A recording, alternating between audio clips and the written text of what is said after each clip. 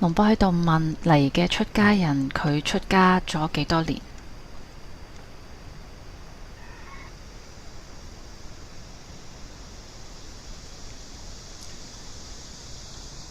今日有出家人係從緬甸過嚟㗎，有大概10幾位，然後過嚟聽法。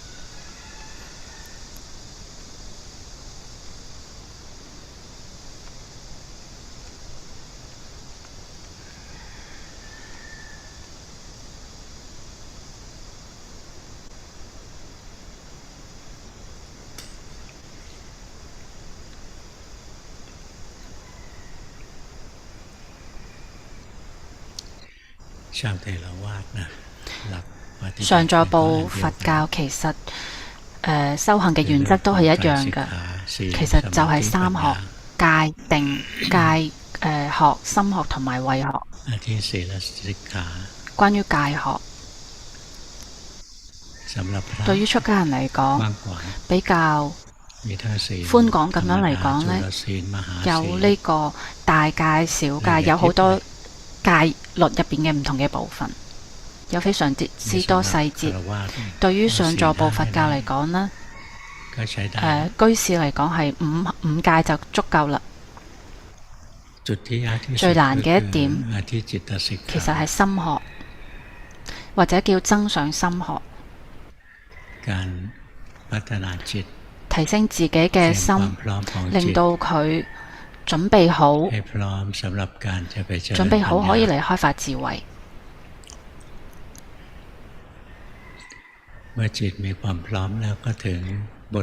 如果心準備咗好之後，就嚟到咗最後一個學科，亦即係慧學，學習我哋嘅名色身心嘅真相。點解要去學習，要去知道呢？我哋理解咗真相，明白咗我哋名色身心嘅實相，咁明白咗我哋生命嘅呢個真相同埋實相，咁就會放低對佢哋嘅執着。我哋明白咗新嘅真相，就會放低對於新嘅執着。如果我哋明白咗新嘅真相，就會放低對新嘅執着。我哋嘅心唔需要去尋找啲乜嘢，唔需要去邊度，佢都會好舒服、輕鬆、愉悅、柔軟、有快樂，徹底咁樣從所有嘅苦入邊解脫出嚟。喺嚟到開發智慧，直至到放低之前，我哋一定要好好咁樣準備自己嘅基礎。從龍波自己嘅經驗嚟睇，最弱嘅一點、最難嘅一點，就係增上心學。戒學就話呢個應該做，呢個唔應該做，呢個好容易明白，好容易理解。但係心學，好多人認為係打坐。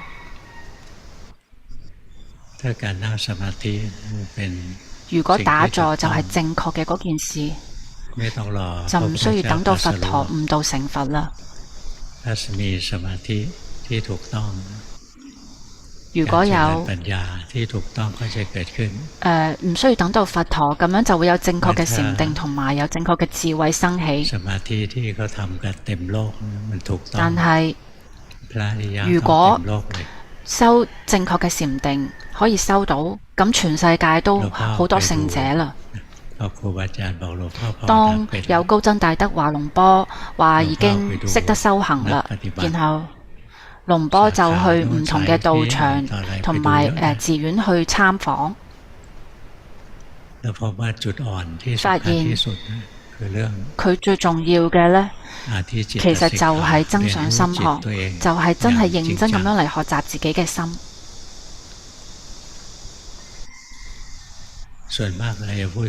大部分講到戒學、心學同埋慧學，其實真正佛教徒嘅職責係嚟學習點樣我哋先至可以有戒，點樣我哋嘅心先至可以安住，點樣先至可以開發智慧。每一個學科我哋都係有方法㗎。一開始嘅戒，我哋就要俾心機去守，嚟呵護我哋嘅心，保護心。作為居士，咁呢，我哋就唔可以破五戒。有一啲時間，如果我哋邊一啲時間段方便，我哋就嚟持8戒。咁有啲人呢，就持10戒，但係作為居士就難啦，因為唔可以攞錢。作為出家人，比丘就有227條戒，然後呢，喺嗰個巴迪摩卡之外，就仲有其他嘅一啲細嘅戒。我哋持戒係持得多同埋少，係取決於我哋嘅身份。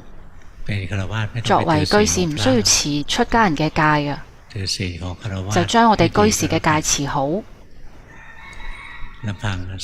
就只係5戒就可以令我哋可以體證道果涅槃啦。初果蘇達班拿，仲有2果塞迦達迦咪，其實呢係前戒係可以係體證到嘅。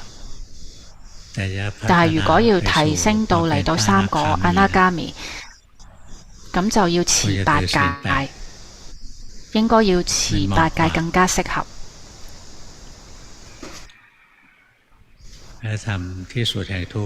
如果要嚟到苦嘅終點，就要好認真咁樣持戒。一開始嘅戒其實就係一條一條，我哋俾心機，唔好去破5戒、8戒或者10戒等等。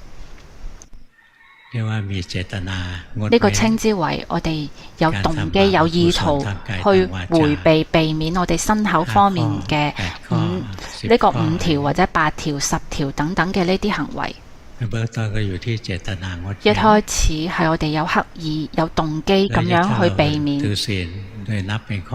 所以如果我哋咁樣一條一條咁樣去持戒呢，就會攰。如果我哋可以提升我哋自己嘅覺性，持戒就會變得非常之容易。嗰啲破戒嘅人係因為呢受到煩惱嘅污染，然後俾煩惱控制。如果我哋有覺性，煩惱控制唔到我哋嘅心，我哋就唔會破戒。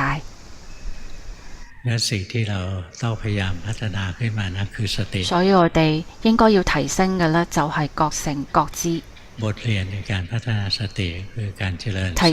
提升我哋覺性覺知嘅呢個學科，呢個板塊係叫做修四念處。如果我哋可以好好咁樣可以培養覺性，自動自發嘅呢個覺性就會生起。一旦有煩惱生起，我哋有覺性及時咁樣去知道，煩惱就會滅去，我哋就唔會破戒。破戒係因為俾煩惱拖住，所以重點就係我哋修行要嚟提升戒學、心學同埋慧學。如果呢3個學科，我哋係透過修四念處嚟去落手。咁我哋一開始修呢個四念處係一定要令到個心先有一個臨時嘅家，或者有一個禪法。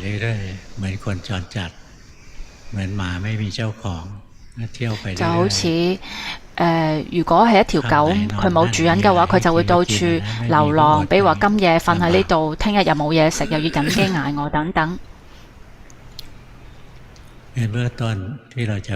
所以一開始我哋要可以提升我哋嘅覺性、禪定同埋智慧，我哋必須要有一個臨時嘅家，要令到個心有一個禪法，有一個安住嘅地方。最簡單嘅方法就係用身體。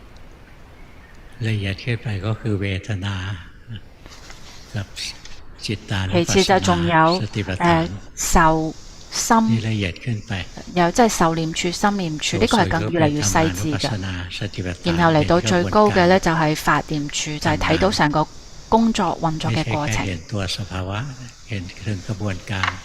睇到工作嘅過程。比如話知道苦係點樣生起，不苦又點樣生起，知道呢啲細節，知道話五蓋點樣生起，然後冇五蓋係點樣生起，或者等等，呢個就比較難啦。大家就用嗰啲自己基本上可以落手去修行嘅呢啲方法或者禪法，比如話有啲人一開始呢就用安般念，用呼吸。有啲人呢就用四威儀，即係4種姿勢行住坐臥。有啲人就用正知篇，比如話動同埋停。咁呢啲就係屬於比較簡單嘅部分。如果我哋用呢啲作為心嘅臨時嘅家，咁要點樣用先至稱之為係作為心臨時嘅家呢？其實呢個就係大部分人犯錯嘅地方。基本上100%嘅修行人都係死喺呢個地方。比如話覺知呼吸，心就會跌咗落去，然後同個呼吸喐都唔喐，咁樣喺埋一齊，只係得到咗寧靜啫。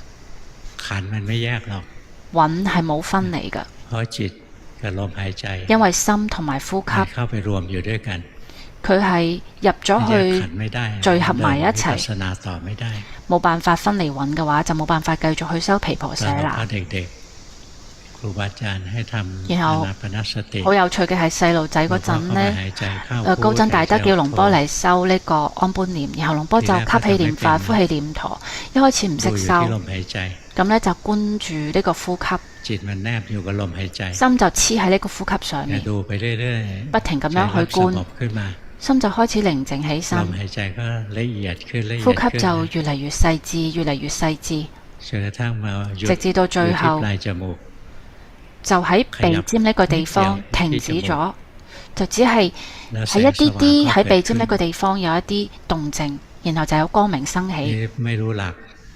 嗰個時候唔知道原則，龍波就去睇呢個光，可以將佢縮細，可以將佢擴大，可以將佢縮細同放大。呢個稱之為變作相。然後呢，到咗嚟到呢個相嘅時候，其實就係嚟到咗近行定啦。呢個時候呢，心佢就可以出去睇乜嘢都可以睇到，然後呢，出現咗好多奇奇怪怪嘅呢啲現象，但係係咪真嘅唔知道。如果龍波喺修禪定嗰個時候，就只係停喺呢個地方。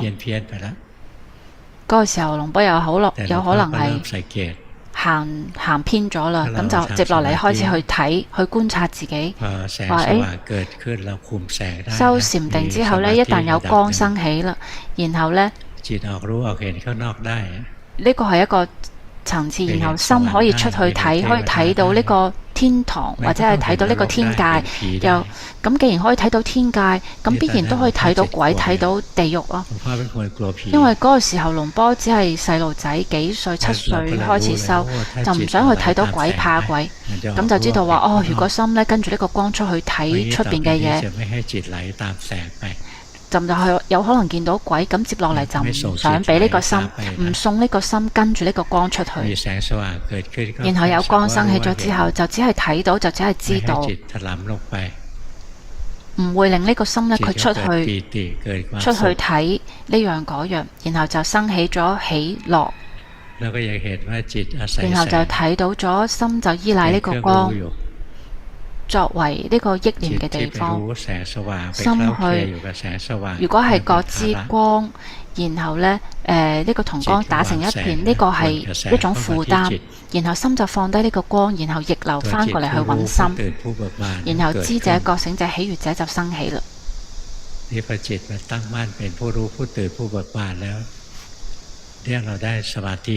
然後呢個時候呢，就得到咗禪定啦，正定。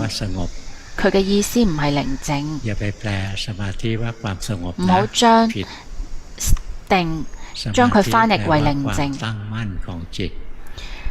定佢嘅意思係心嘅安住嘅狀態，佢唔係話安住嘅心，而係心安住嘅狀態。如果心安住，其實就係有靜定嘅心。所以真正嘅禪定，其實係心安住嘅狀態。龍波訓練到有安住嘅心，有心安住啦，但係仲唔識得去開發智慧，直至到見到咗龍寶敦長老先至識得開發智慧。嗰個時候心一直就咁樣保持安住，可以去邊度都得，然後可以維持好耐。咁不停修行啦，龍波就嚟觀察呢個年代嘅人。其實大家同龍波都係同一代嘅人，係屬於呢禪定短嘅人，非常之散亂，然後有非常之重嘅煩惱，好多煩惱。因為以前嘅生活呢，因為冇太多嘅物質，然後唔複雜，生活得好簡單，非常之簡樸嘅生活。誘惑令到個心可以散亂嘅事物比較少，好難揾。但係呢個年代，全部有嘅都係嗰啲引誘我哋煩惱嘅事物，比如話我哋社交媒體啦，有手機啦，呢啲就係罪魁禍首啦，係最大嘅敵人。我哋玩嗰啲社交媒體，心就會散亂。我哋要打坐行禪，令到個心寧靜啊！冇幾耐咁樣就即刻去攞手機嚟玩啦，然後玩幾個鐘就過去啦。所以如果我哋修行要用好似龍波嗰個年代嘅人嚟修行咁樣嘅方式就會難，因為呢個年代嘅人呢，禪定係比較短嘅。龍波係用禪定帶領智慧，接落嚟熟練咗之後，禪定同智慧係同步進行，就喺禪定當中嚟開發智慧。但係大家而家行呢條路，大部分人係唔得㗎，行唔通㗎，咁就需要換一種方法，用智慧帶領禪定嘅方法。但係要可以有智慧，要正定係智慧生起嘅近因。正定就係心安住嘅狀態。咁我哋所以先要訓練個心安住。如果我哋嘅心冇安住嘅話，修行係唔會體證道果㗎。只有心安住，先至可以真正咁樣開發智慧。訓練令心安住嘅方法，唔需要好似龍波咁樣修呢個禪定入定，係不斷咁樣去知道唔安住嘅心。一開始係建議大家有呢個臨時嘅家，比較簡單嘅呢就係身體。喺龍波開發智慧嘅時候，龍寶敦就叫龍波用心作為臨時嘅家，然後睇到心有時候快樂，有時候苦，有時候善，有時候不善，咁樣就可以分得出嚟，話呢個苦樂好壞唔係心，佢係同心同時生起嘅事物。咁就慢慢去睇到心生滅，喺眼耳鼻舌身意六根生滅。比如話心扎落去呢個六根，眼耳鼻舌身意生起呢啲心係叫做識。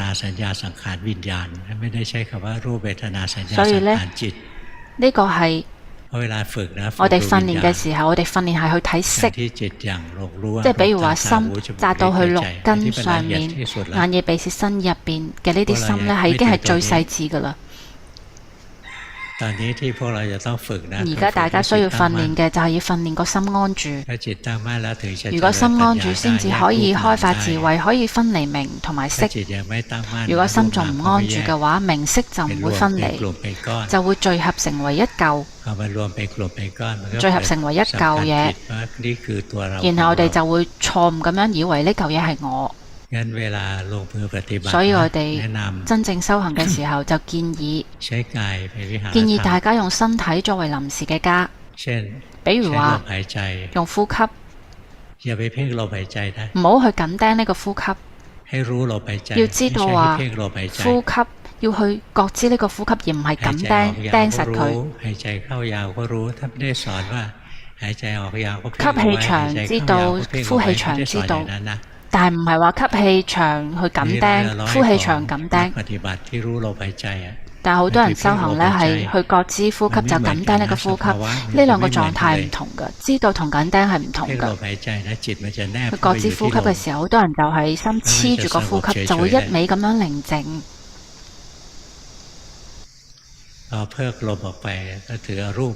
然後比如話從不停咁樣觀呼吸嚟到咗色，甚至進入無色界就冇辦法可以開發智慧啦。所以如果我哋只係知道身體呼氣，知道去感覺，然後身體吸氣去感覺，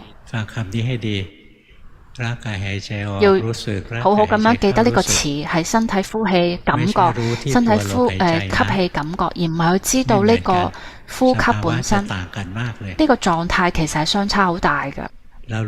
我哋係感覺呢個身體，睇到呢個身體喺度呼氣，睇到呢個身體喺度吸氣，係平常咁樣去感覺。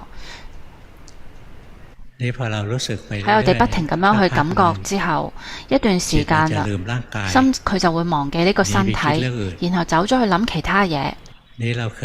因為我哋曾經訓練過身體呼氣感覺，身體吸氣感覺。當我哋嘅心跑咗去其他地方，佢就唔會走好耐，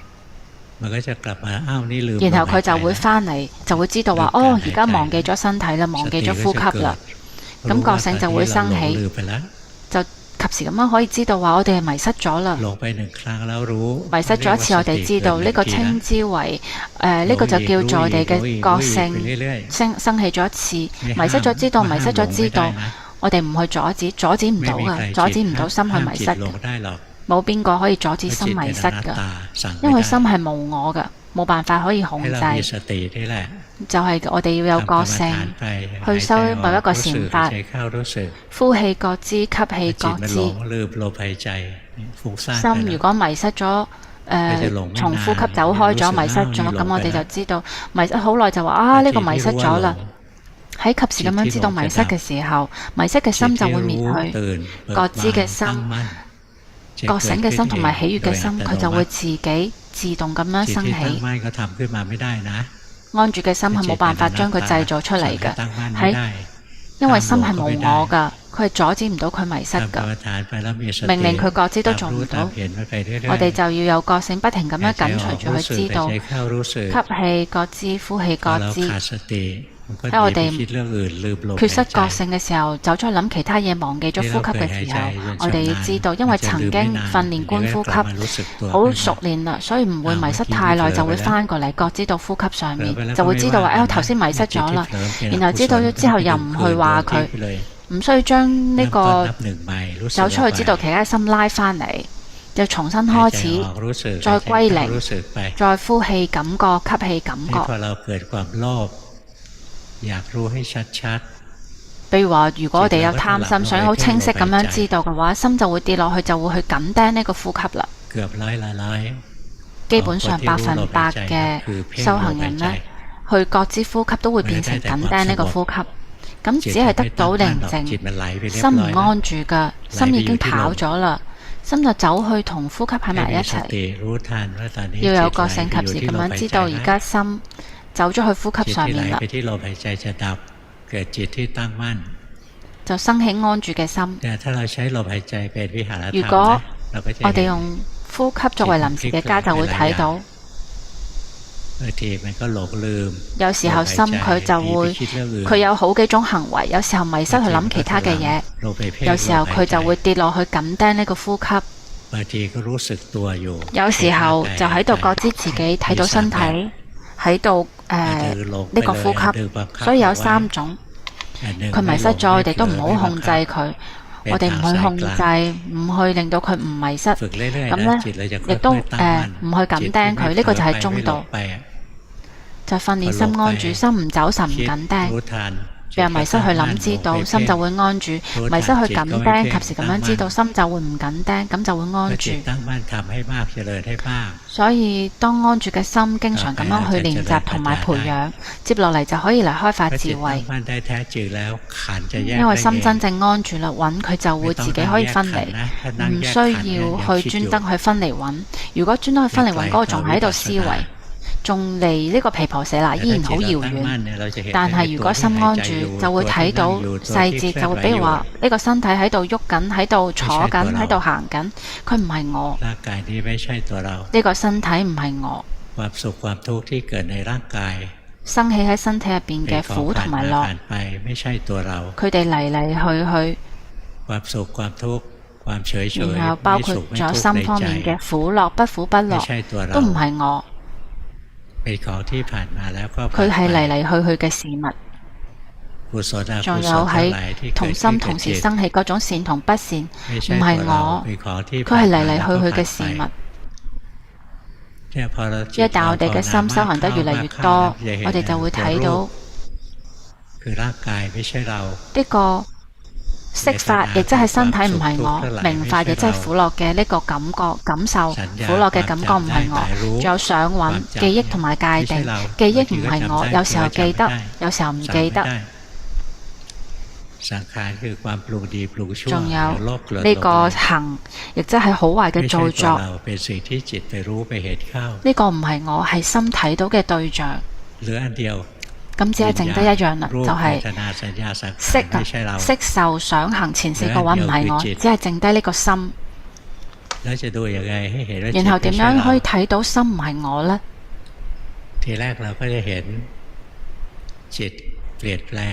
心有變化，就係我哋一開始係睇同心同時生起嘅呢個法，就係心所，睇佢嘅生滅。比如話心樂、心苦生咗就滅，仲有心貪、心嗔、心痴，呢個生咗就滅。但係呢個仲未抵達真正嘅心，佢只係同心同時生起嘅心所。我哋訓練得越嚟越多，就會可以區分苦樂唔係心，呢個記憶界定又唔係心，呢個好嘅造作、壞嘅造作又唔係心，然後最後身體又唔係我，已經可以分離蘊啦。最後只係嚟到心啦。要睇到心生滅，點樣可以睇到啊？睇到呢個心啊，佢係知者之心。我哋一定要訓練到心成為知者、覺醒者、喜悅者，先至可以喺呢個階段真正開發智慧。咁覺醒一定要快，然後禪定一定要強大。禪定即係心安住嘅狀態，而且喺冇呵護、冇維持嘅狀態之下，心安住啦。唔好去呵護安住嘅心，冇乜嘢需要我哋呵護去維持啦。嗱，如果我哋有乜嘢喺眼嗰度呢，又話我哋去睇，咁安住嘅心就會滅去，就會生起去睇畫面嘅心。覺知去睇畫面嘅心生起，然後覺知就心就滅去啦。但我哋如果訓練得好熟練嘅話，心走咗去眼根，然後覺知一捕捉到呢個迷失去睇眼根去睇嘅心就會滅去，然後安住嘅心就會生起，然後冇幾耐心又會走去聽聲音，比如話聽到雀仔叫，然後心有興趣，心就會走去聽聲音，安住嘅心就會滅去，就會生起去聽聲音嘅心。然後我哋因為曾經訓練過心安住好熟練啦，迷失去聽聲音嘅心，我哋用覺性捕捉到，然後佢就會滅去，然後就覺知嘅心又生起，就不停咁樣交替進行。心安住，然後迷失去諗，迷失去諗嘅心係一種，安住嘅心又係另外一個。有覺性及時咁樣知道迷失去諗嘅心，迷失嘅心滅去，覺知嘅心呢就會再次生起，所以一定要訓練，直至到訓練到森林派嘅呢個長老稱之為有呢個知者嘅心。知者嘅心亦即係清明光亮嘅心，其實就係心嘅本來面目，心嘅本性其實就係清明光亮嘅。佢之所以會灰蒙，係因為有煩惱滲透咗入嚟。點解我哋訓練要嚟到抵達真正嘅心呢？我哋真正可以抵達到心呢個覺知覺醒喜悅嘅心，仲有清澈嘅心。我哋唔係為咗要得到佢，然後唔係為咗要去維持佢，而係用佢作為我哋去抵達彼岸嘅船，係作為一個工具。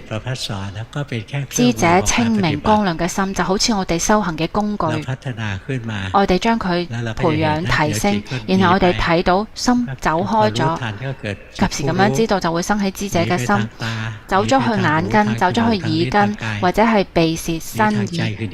其實走去耳根呢，就係走去諗，有覺性及時咁樣知道走嚟走去喺呢個六根走嚟走去嘅心，呢個安住嘅心就會越嚟越強大。接落嚟智慧就會生起，就會睇到每一種嘅心，無論係善定係不善，苦定係樂，好定係壞，每一種心都係生咗就滅㗎。到咗呢一點，我哋就會明白，心都唔係我。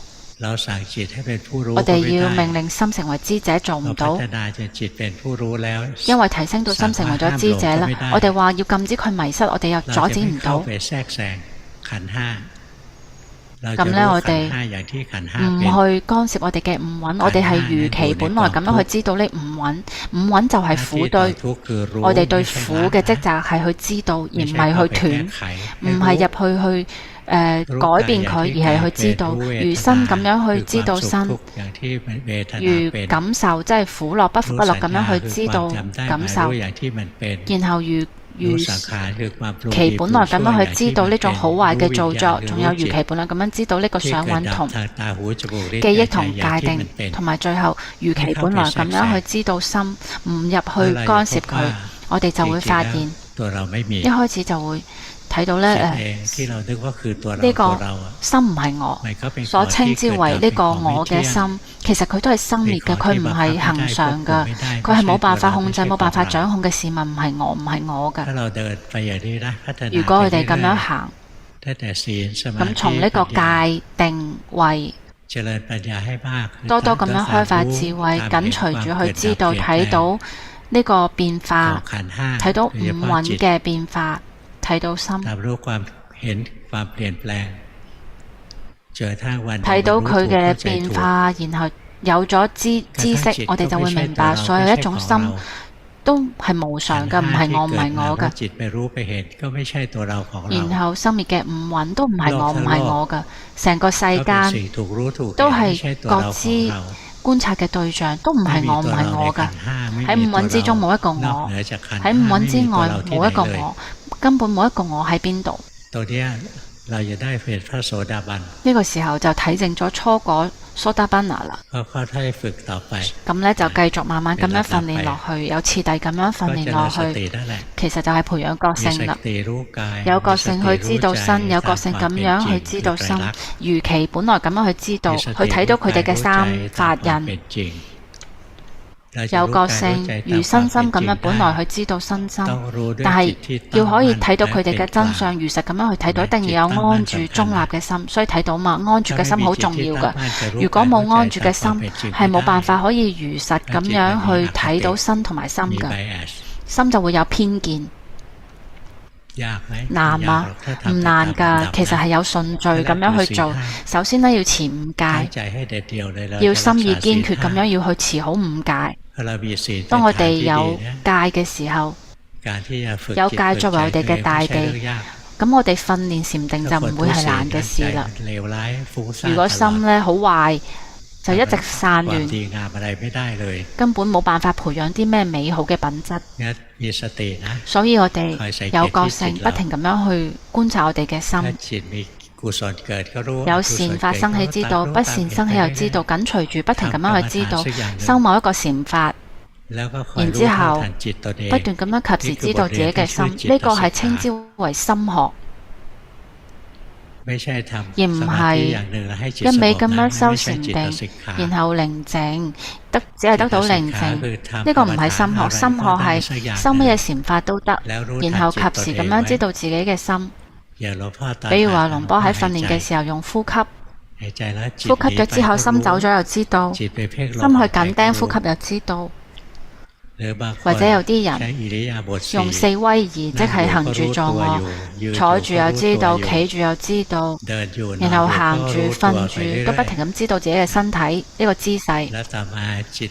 接落嚟心忘記咗身體，去就去諗其他嘢，及時咁樣知道。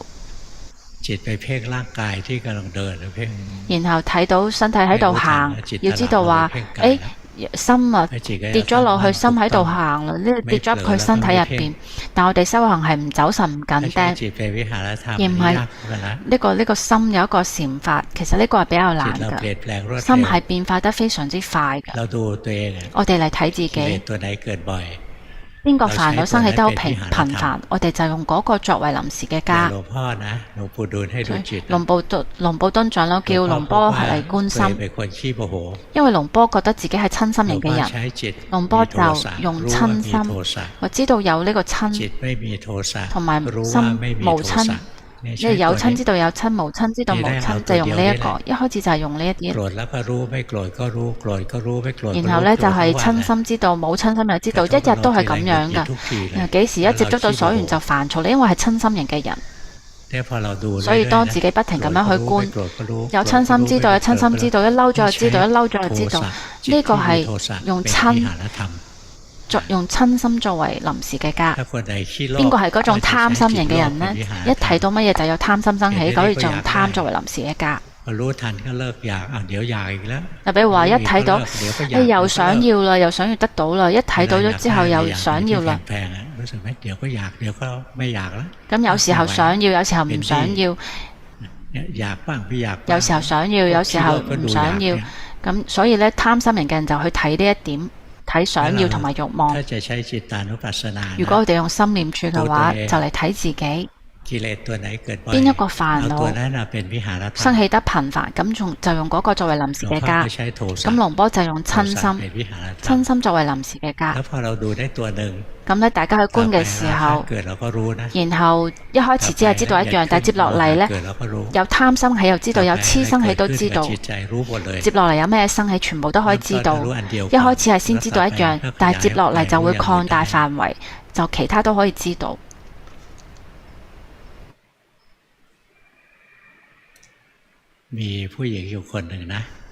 有一個女性，佢叫做慈禧太后，有邊個聽講過啊？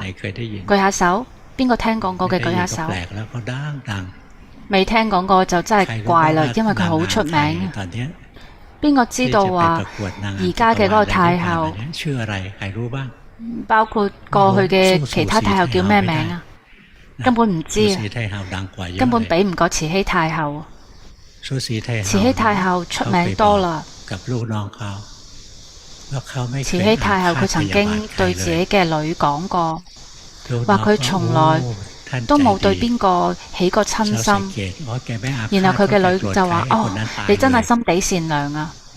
但係去觀察話佢對邊個有憎恨，嗰個人即刻死咗啦。所以佢就話：如果佢要用親心嚟作為佢自己臨時嘅家，根本係唔得㗎。因為佢唔會對邊個有憎恨，見到邊個唔滿意就將佢殺咗啦。所以大家要用自己真實擁有嘅煩惱嚟作為自己嘅業處。咁慈禧太后邊個佢唔滿意，佢全部都將佢殺咗。但係大家係有㗎。比如話邊個結咗婚啦，邊個有老公㗎？你舉下手。男人都有㗎，而家男人都有老公㗎。有啲人啊，仲要去搶其他人嘅老公，嗰啲真係衰啊！因為佢冇五戒。我哋要做修行人，如果冇五戒嘅話，係最壞㗎啦。我哋要嚟睇自己乜嘢嘅煩惱係最頻繁，就用嗰個作為臨時嘅家。龍波呢就睇到自己有時候有親心，有時候親心有消失。咁接落嚟就可以睇到諸行係無常嘅無我嘅。一開始睇嘅係親心，接落嚟就可以睇到貪同埋痴。所以一定要有某一個禪法作為臨時嘅家。但係建議大家就係用簡單嘅呢，就係身體。用心作為臨時嘅家好難，因為佢跑得好快，一下就跑啦。咁就用身體作為臨時嘅家，身體從來冇走去邊度。但我哋嘅心忘記咗自己身體，從呢個身體走咗開去，我哋就可以知道呢個身體喐嚟喐去，一日都喺度咁樣不停咁喺度喐。咁但係如果用心去觀心呢，就會有時候坐喺度啊，個心走咗出去可能1萬次啦。但係如果我哋身體喐咗之後感覺，身體喐咗之後感覺就簡單。我哋坐住有冇喺度喐啊？唔有喐㗎。吸氣呼氣喺度喐㗎。事實上我哋嘅身體不停喺度喐，接落嚟不停咁樣去感覺到喐嘅身體去感覺。身體喐咗之後感覺停，感覺不停咁樣去感覺，然後心走開咗，知道心覺知身體又知道，接落嚟心佢就會安住。如果心安住啦，蘊就會分離，就會睇到色受想行，佢哋係唔同嘅部分，咁樣智慧就會生起。覺性捕捉到呢個色蘊，而安住嘅心捕捉到，就會睇到呢個色蘊唔係我，唔係我嘅。如果心安住，有覺性捕捉到感受，就會睇到感受唔係我，唔係我嘅。心安住，覺性捕捉到想蘊，即係記憶同埋界定，就會睇到想蘊唔係我。如果心安住，覺性捕捉到行蘊，即係好壞嘅造作，就會睇到佢唔係我，唔係我嘅。如果心安住，就會睇到喺六根生滅嘅心，就會睇到心都唔係我，唔係我嘅。我唔存在，我唔存在。之前龍波有聽過邊個唔知邊個講啊，話喺緣起入邊嘅呢個生，其實係我嘅。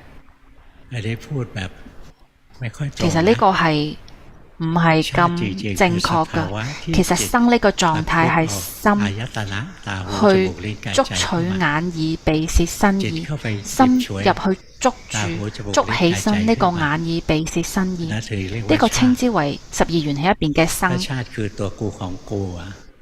如果生呢係我嘅，但係其實喺初果聖者佢係如果對於初果聖者，佢就已經係我將生翻譯為我同埋我嘅呢。但係初果聖者佢已經睇到我唔存在，咁樣佢就，但係對於初果聖者佢仲係未徹底嚟到苦嘅終點，所以學理論唔需要學好多，唔係就會學偏，要去睇呢個真相，不停咁樣去睇。乜嘢稱之為生？其實就係得到呢個眼耳鼻舌身意，稱之為生。生係生而滅係點樣嘅狀態呢？就係心唔再去捉取眼耳鼻舌身意啦。呢個係阿羅漢嘅狀態境界，所以生佢唔係我，唔係我㗎。因為我同我嘅呢個係冇一個狀態支持佢，佢係一個錯誤嘅想蘊，係錯誤嘅界定，錯誤嘅知見，係錯誤嘅相信，係顛倒想，係顛倒想，佢唔係真實存在嘅。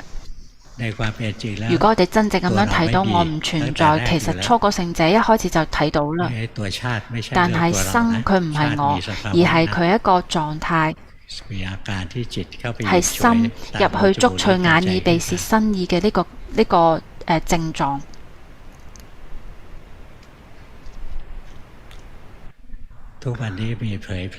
而家呢，有好多宏法，即係傳出嚟嘅法係聽起身怪怪地，但係事實上有啲呢，佢唔係真實嘅，有啲係自己想象出嚟嘅嘢。我哋教修行都係有㗎，有啲係自己諗出嚟嘅嘢。咁有啲呢冇學理論，但係又去出嚟教經典理論嘅都有，乜嘢都有。所以我哋要有覺性，譬如我哋身體喐要去感覺心，有咩動靜要去感覺，我哋要唔需要學好多啊，我哋要去睇真相就夠啦。我哋有一日就會睇到我哋嘅呢個喺五蘊入邊，色名法冇一個我，冇一個我喺邊度。我哋唔係修行，唔係為咗要消滅呢個我哋修行係為咗消滅呢個錯誤嘅見解，話有一個我存在。其實因為我從一開始就唔存在啦，只不過係錯誤嘅呢種相信同埋知見。相信話我哋有一個我哋要知道呢個緣起入邊嘅生，佢係有真正嘅狀態支持嘅。好啦，就教到呢度。因為今日有好多出家人喺現場，咁就比較忙一啲。1號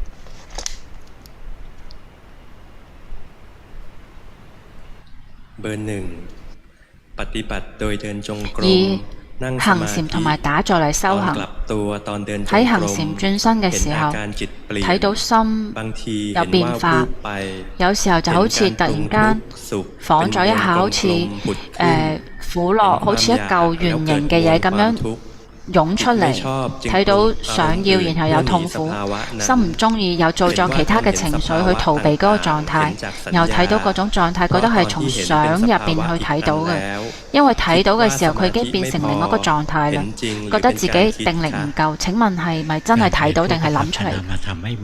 咁觀色法同明法係唔同㗎，睇色法係睇到當下嘅呢個色法，咁呢，但係明法呢，佢係相續嘅當下，亦即係要等佢先生起，然後再喺下一刻去知道之前發生嘅嘢。覺性同煩惱係唔會同時生起嘅，所以我哋係跟隨住去睇到係正確嘅，不停咁樣去，不斷咁樣去，經常去緊隨住知道。你而家覺性太弱啦，痴就會滲透入嚟。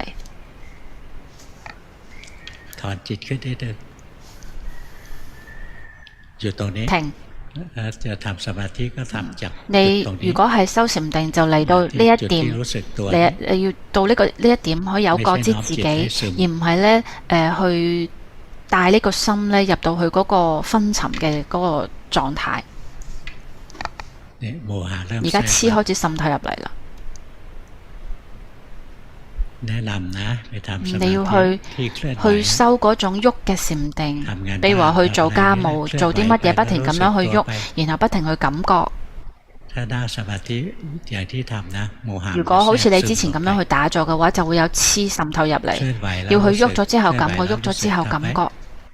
唔好黏着於嗰啲昏沉同埋迷糊嘅狀態。2號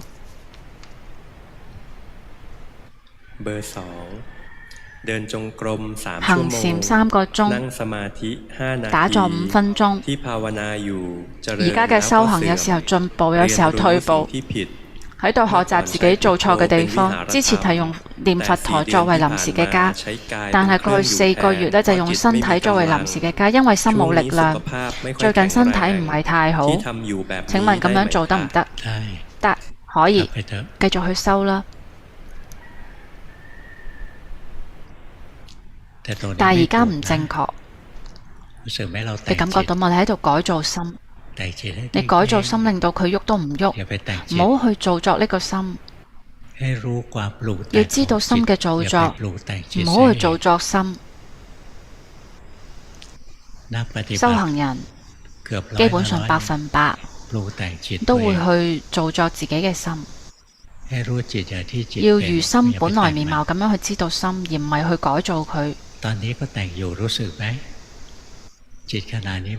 你睇到嘛？你而家呢，同你喺你冇修行嘅時候，同你修行嘅時候個心係唔同噶。你而家睇唔睇得出啊？喺你冇修行嘅時候，同埋喺你而家刻意去修行嘅時候呢，心係唔同噶。冇刻意嘅時候，心不停咁樣去變化，只不過有覺性緊隨住去知道佢嘅變化。刻意去修行嘅時候，佢就會喐都唔喐，就會冇咩感覺，然後冇咩可以觀。所以唔好鎖住個心，令到佢喐都唔喐。要放開，令個心呢去工作，然後有覺性緊隨住去知道。3號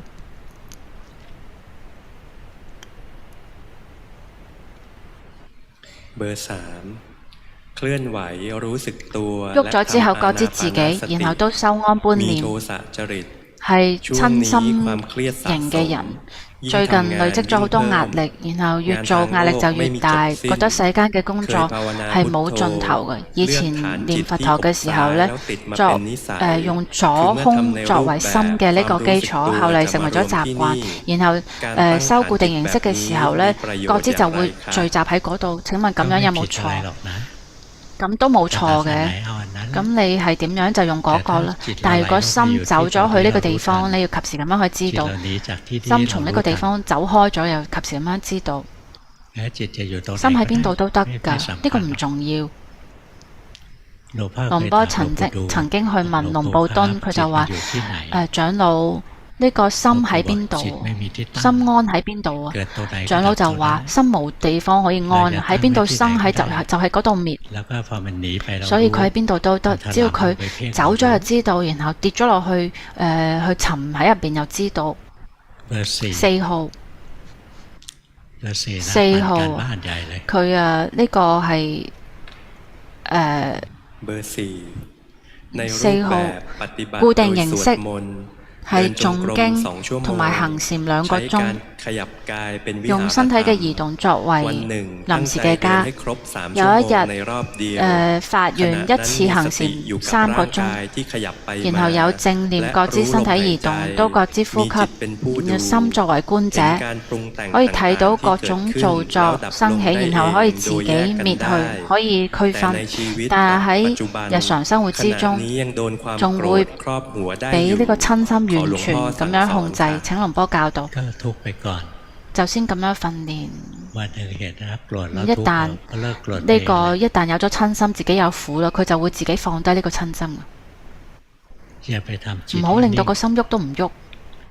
4號係改造心，令到佢而家喐都唔喐。而家唔好去控制強迫佢，要放開佢，然後親心知道有親心，然後迷失知道迷失。要放開，唔好將佢咁樣壓落去，喐都唔喐。唔需要刻意去放開放鬆，就平平常常咁樣去感覺。你甜甜咁樣笑一下，你嘅面喺度笑，但係你嘅心有冇喺度笑啊？你睇到嗎？你嘅心唔願意笑。如果咁樣覺知係可以，及時咁樣知道自己嘅真實狀況。唔好去控制同埋強迫，又唔好去緊盯去感覺。身體喐感覺，身體有咩動靜去感覺，心走咗去諗去感覺。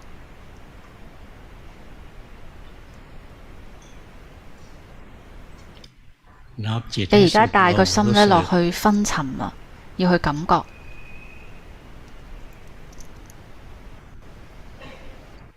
就係咁樣去感覺，睇到嘛？心佢係變化嘅，佢可以自己變化。你唔好令到個心喐都唔喐，然後昏沉迷糊。5號。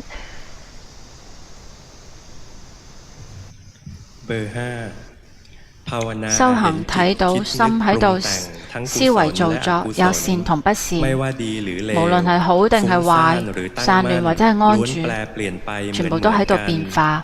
有一日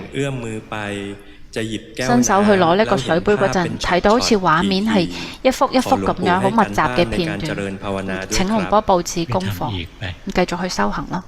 你睇到咗畫面係好似係一下一下咁樣，咁係睇得正確啦。每一個畫面都係生咗就滅㗎，全部嘅感覺都係生咗就滅㗎。輕輕鬆鬆咁樣去知道，自然咁樣去知道，喺度覺知自己，無論覺性捕捉到五蘊中嘅邊一個部分，佢都會呈現300人。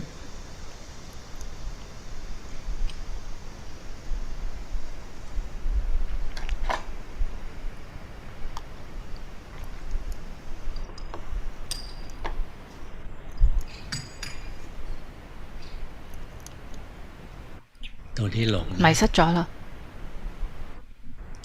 走開咗啦，身體喐去感覺，輕輕鬆鬆咁樣感覺，唔好將個心沉落去緊盯。比如話4號，你而家令個你個心呢就會落去黐喺上面。3號定係4號唔記得啦。2號喺行禪嘅時候，心呢就會落去黐喺個身體上面，要及時咁樣知道。要好似我哋睇旁觀者咁樣去睇。5號好，5號繼續去修行。6號。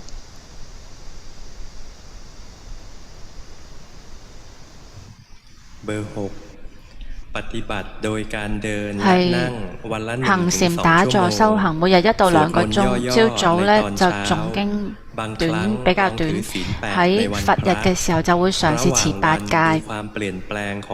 白天就會盡量睇身心嘅變化，但係而家仲喺度控制心，但係心已經唔係太掙扎啦。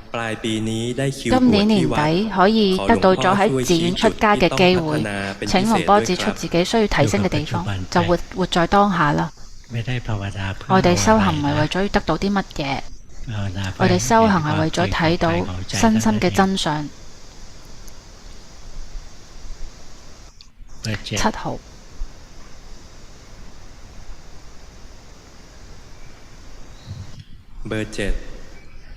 固定形式，每一日行禪1到3個鐘。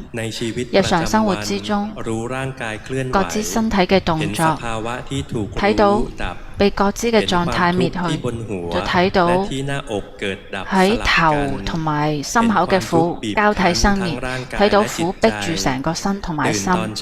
朝早醒過嚟嘅時候，就睇到心口中間會有苦冒出嚟，同埋會生滅。你修行好勁，好犀利，繼續去修行啦。修得好好。8號。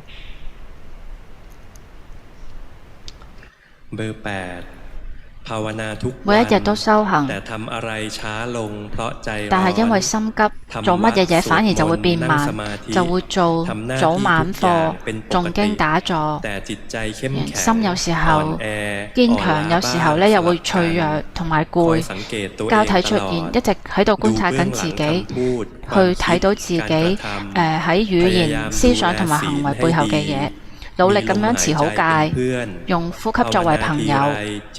每一次修行，心就會擺出有一種對抗嘅姿態狀態，仲唔自然，但係會及時咁樣知道。你就係咁樣去知道，佢就會自己犀利起身㗎啦。